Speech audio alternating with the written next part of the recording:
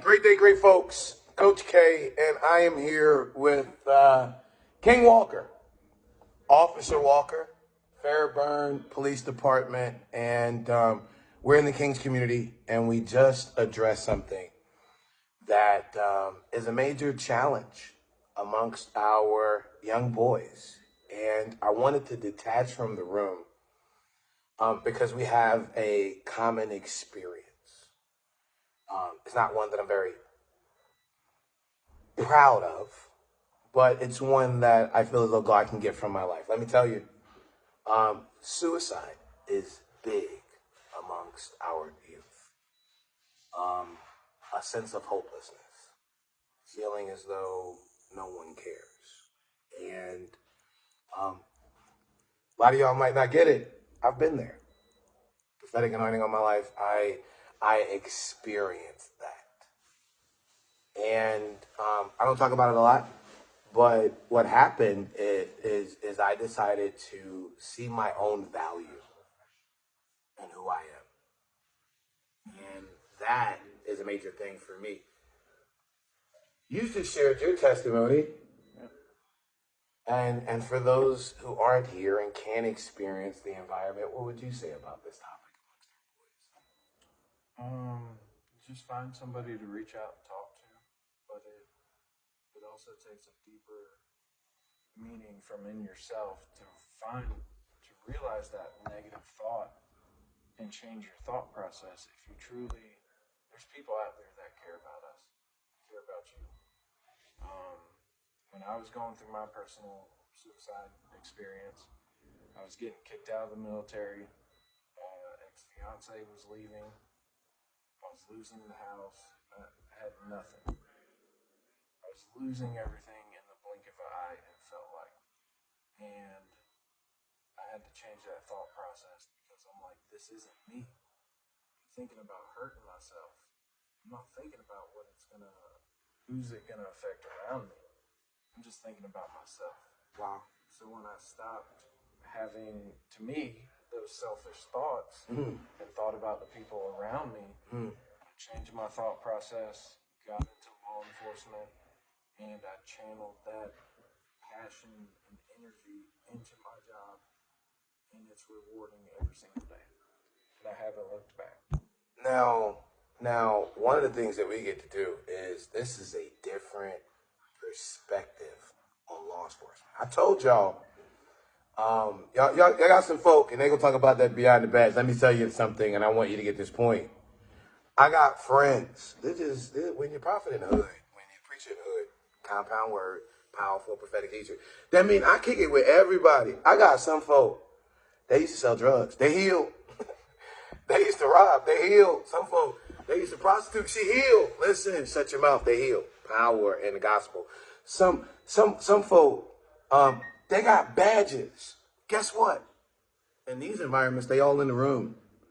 And this narrative from the top down that my boys, it's my boy, this is a king here, right?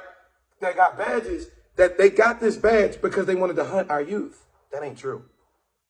This idea that they got this badge because they wanted to terrorize the community is not true. This is one of many stories of my friends who decided to get this badge because they wanted to make a difference. And in these environments, as we're able to create and produce them more, what our boys are able to see is they're able to see us. You can see the dope boys, the preachers, the law enforcement officers come together, and they see Muslims come together. They see Jews come together. They see Christians come together, and they say, wait a minute, you guys have a difference of opinion. What could be so important that you put your agenda to the side and come together? You know why? Because they're our kids. And it's powerful because it changes the narrative. You have this reputation over here in Fairburn, right? Like, dudes get locked up and they got a preference. How in the world? What are you folks saying about, this is it. I've caught them in stolen cars, with drugs, with guns, domestic violence, you name it. But they tell me if they ever have to get arrested again, they better call me first. Hey, Thursday, Thanksgiving. We was outside here. We in the Lake Center. I told y'all about it. We was giving away turkeys. Okay. King Rudy is over there setting up lunch right now. All right. We had him out here in the rain trapping turkeys. We talked about 20 years before it was a U-Haul with a different white meat. He is a redemptive God. Okay. He uses the foolish things of this world to confound the wise. And a lot of us, we did some foolish stuff. And now he uses us to give wisdom to a younger generation, the lessons learned. I was a crook. You know, Jesus, y'all remember him? We talk about him being the lamb, but he went to the cross as a crook. I used to be a crook. I got arrested. Not for the domestic violence, but I know a lot of stuff he talked about. Stolen cars. I wish I could have an officer like this. I wish I could have talked to officers like this. I got tons of friends that are officers like this, and we're gonna bring them up more because this is a example that our youth need. Now, look, don't go get locked up so you get an officer like this, but know that there are environments that you can tap into where you can get this type of impartation information. This was an impromptu. I think we communicated everything we communicated. What are you saying, young boys, man, watching us as law enforcement, ex-cook, both of the current cop, both being used by a father as an example to you. And you know what? This is my guy. This young king's in here. This is an elder king. What's your nationality? Okay. He's a white man. I'm a black man. Can you tell? Guess what? We both human. We're created in the likeness and image of God. There are some things we could disagree on, but there's some things that we agree on. In light of the fact that we're both created by our Father, the Supreme Being, it demands that we are an example and that we exemplify certain characteristics of His. We're loving. We are compassionate. We are giving. Giving his time right now. You gotta go pay it. This guy got a tough job.